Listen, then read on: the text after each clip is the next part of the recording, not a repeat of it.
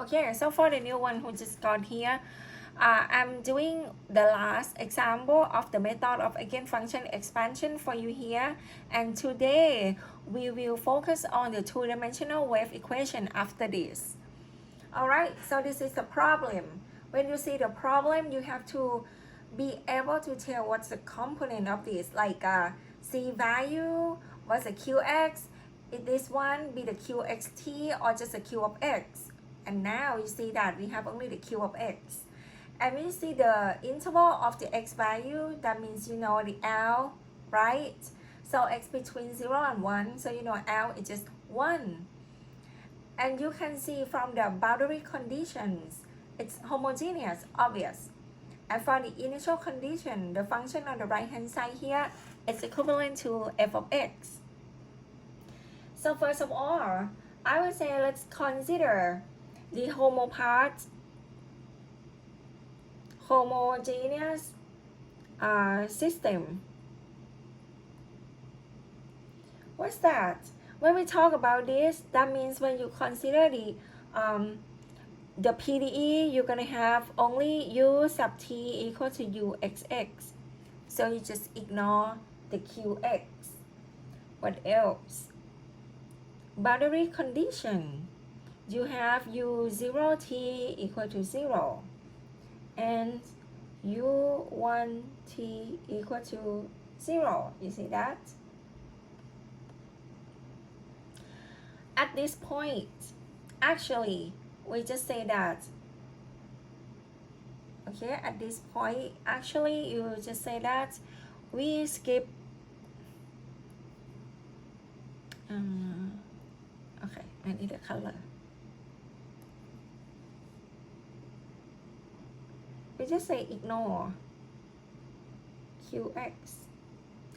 And if the boundary condition is not homogeneous, you have to convert the non-homogeneous boundary condition to be homo first.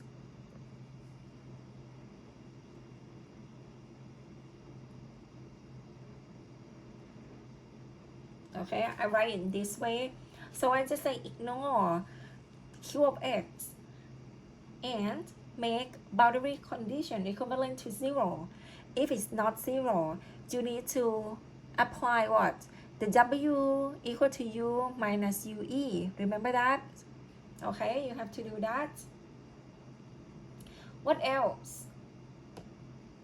For some reason, I couldn't scroll this. What happened?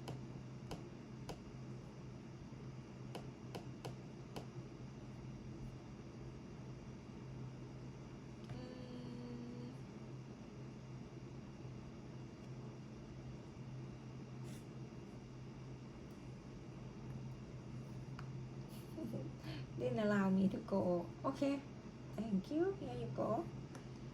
Okay, so first of all, when you see this kind of problem, you know it's exactly what?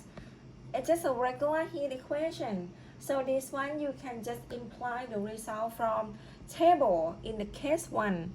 So right now I'm just saying recall result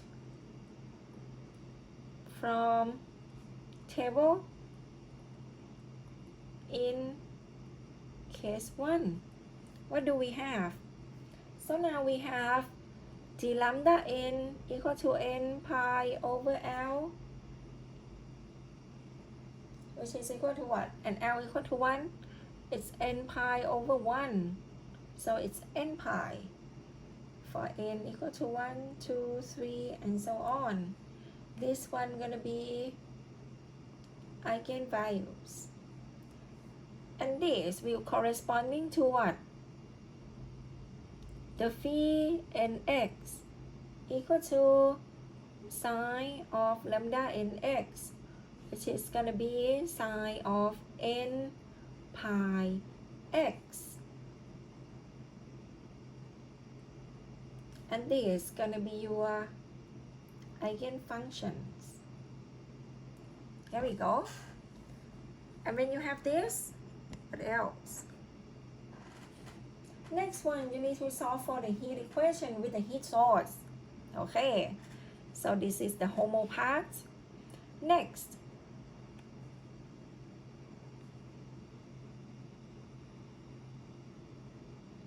we're gonna solve heat equation with heat source. What's that? It's Qx. Okay, we're gonna plug in this Qx. So right now, we're going to deal with the full form of the system. Okay, let's note here, which means full system. Okay, when you do this, what do you need to do first? You need to set up. Remember, we set up the solution. We set up the solution. What is that? Uxt equal to the summation n from 1 to infinity of ant phi nt. Remember? And don't forget, right now you know the phi n here already. When you suppose this form,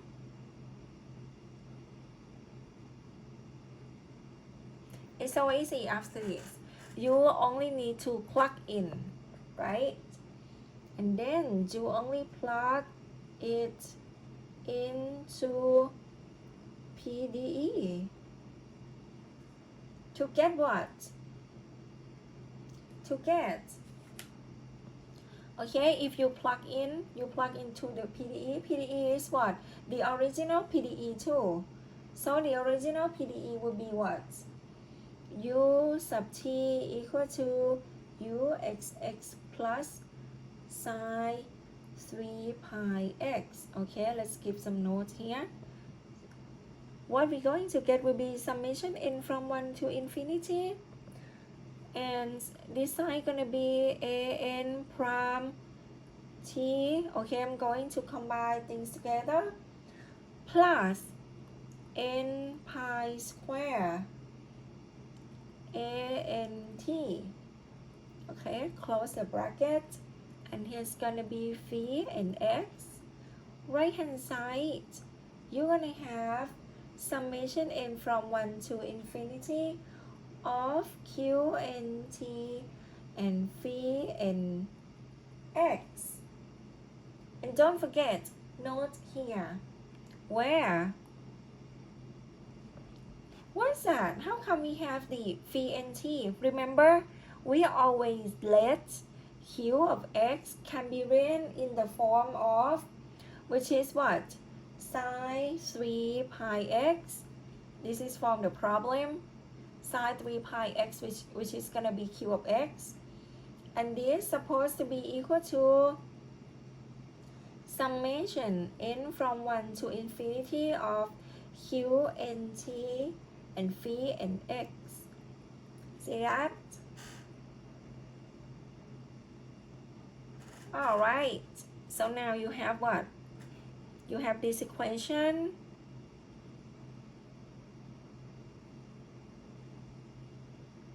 Along with this equation.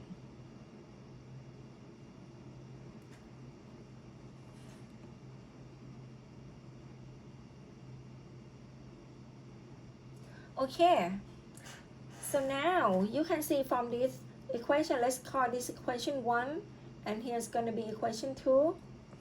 You can see we can apply what? The orthogonality property, right? Into equation 2. And then you're going to get a Qn. Once you know Qn, you plug in Qn right here. And what you're going to get? Once you know Qn, you're going to get a linear equation, right? And you should be able to solve equation 1. And finally, you're going to get A and T. You see that? Okay, I think I have reminded you guys for some, at some point. Alright, so let's solve for Qn first.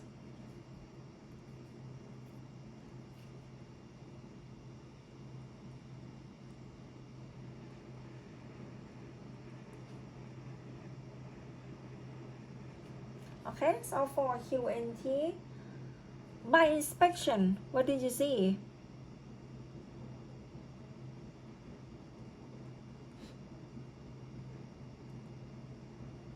By inspection of equation 2, did you see something? It's actually what's your phi n? Phi n is what? It's sine n pi x. Okay, by inspection of equation 2, you can see that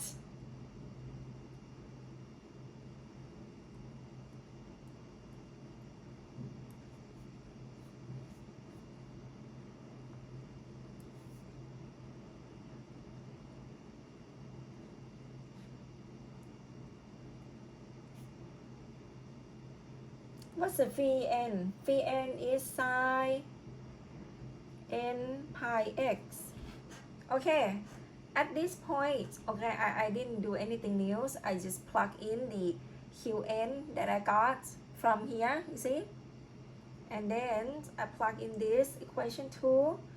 And what I'm going to do now, therefore, did you see? By orthogonality property, we have what? Qn of t. It can be only two cases. First of all, it could be 0. If my n, you see n, supposed to be exactly 3, right? To make it not 0. So it's going to be all 0 if n not equal to 3. And the other way, it's going to be 1 if n equal to 3 only. Remember? Okay. And once you have this, we know Qn. Therefore, we plug in Qn t into equation 1. What is it? Equation 1. Let's go back on here. Here we go. I'm going to plug in Qn in here. And it's gonna work. Only what? Only the case that n equal to 3, right? Only the case that n equal to 3.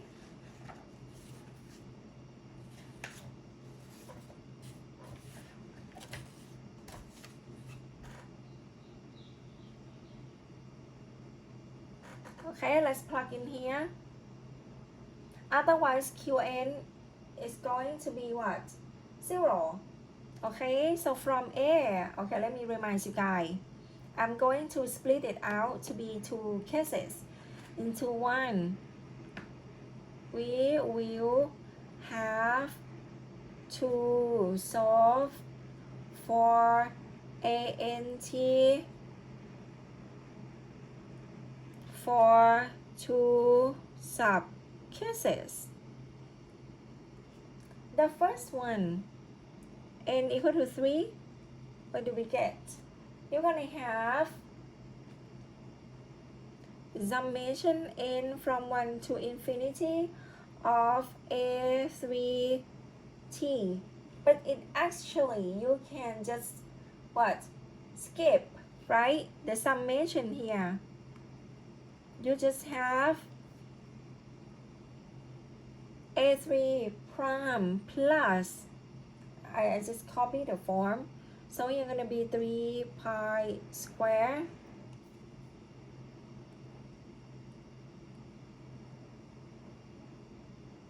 A3t and right hand side, because Qn is going to be 1, right? What about phi n? Phi n is going to be, okay, let's plug it like this first, because actually from equation, which is here going to be 1 anyhow. Okay, and the other one, for the case that n not equal to 3, to plug in there, you're gonna have an prime t plus n pi square, and here gonna be an t, but right hand side, you see, it's gonna be 0, right? Because right now when n is not equal to 3, right hand side is going to be 0 only. Oops.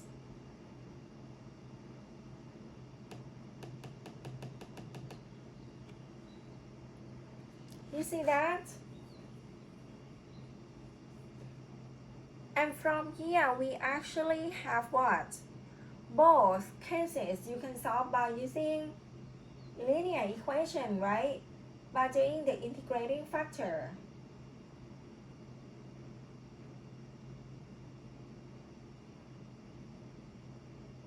Oh, and from here, if you see the formula, I actually just, when I plug in 3, you see here, this gonna cancel out, so we have only an prime plus n pi square ant, you see, equal to qnt. Therefore, I just have this case and this case. You see that? Do you know how to solve it from here? I think so.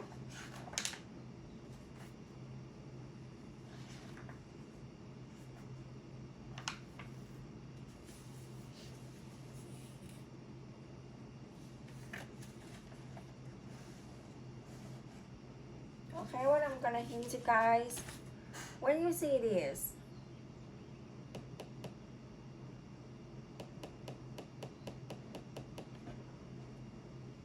you can think of it as what? Linear equation, right?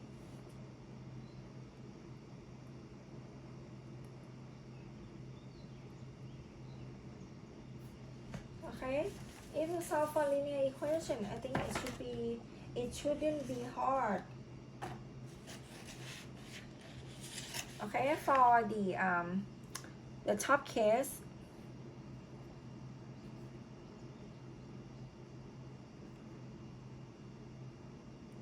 what's your mu? PT gonna be 9 pi square, right? PT gonna be 9 pi square.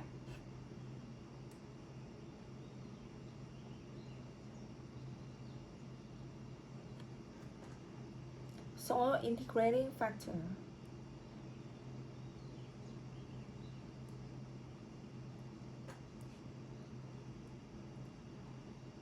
Okay, integrating factor is mu equal to e to the integration of 9 pi square dt.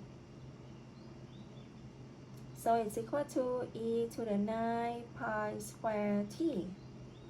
You see that? Therefore, when you do the setup, what you're gonna get? When you do the setup, you're gonna have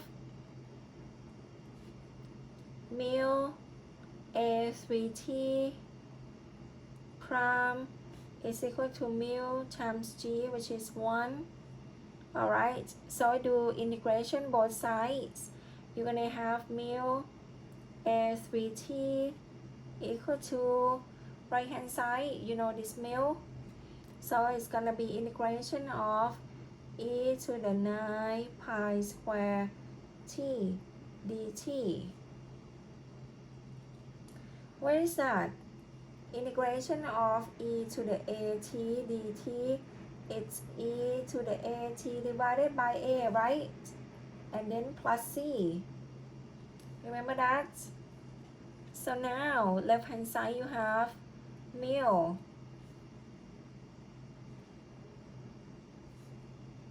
I'm going to plug in mu.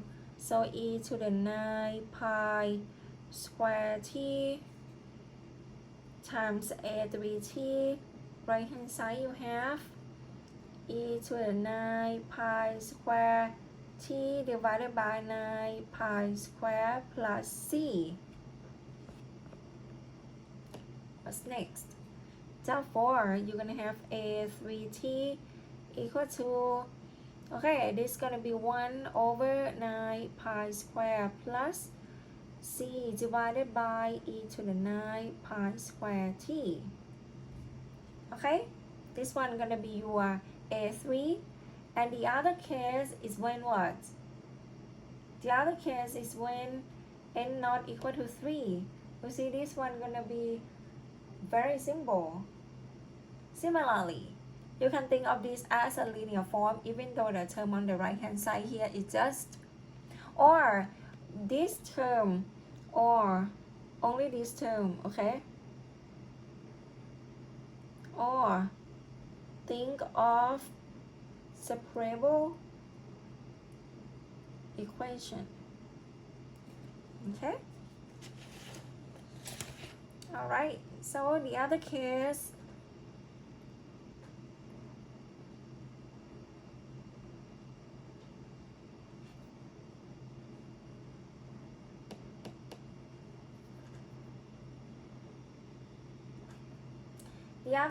we're gonna look at it as an integrating factor too.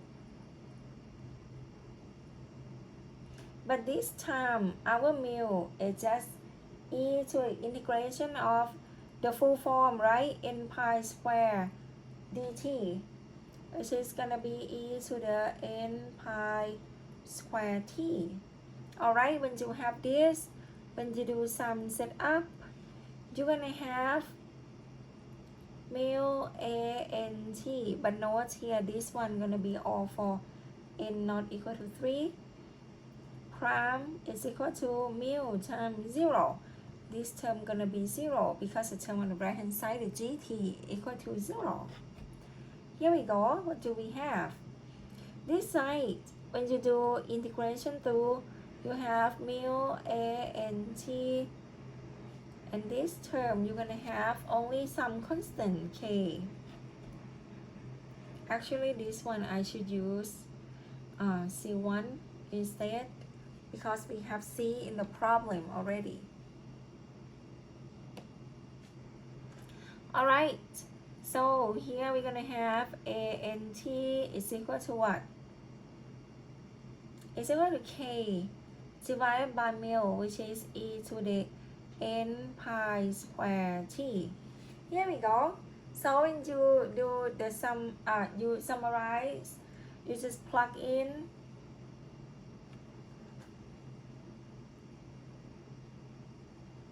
equation A and equation B.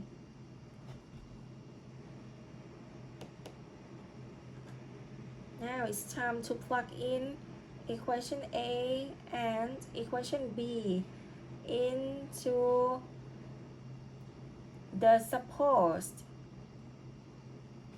form of solution,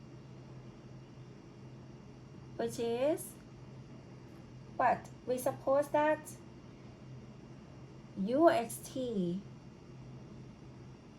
equal to summation n from 1 to infinity of ant phi nx, right? And now you can split the an to be this, and we should get it as a solution.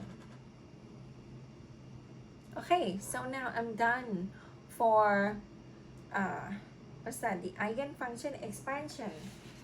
Yeah, and I think this should be enough for you guys, you know, to do some review for the final exam. What else do we have to know? Yeah, should be that's it.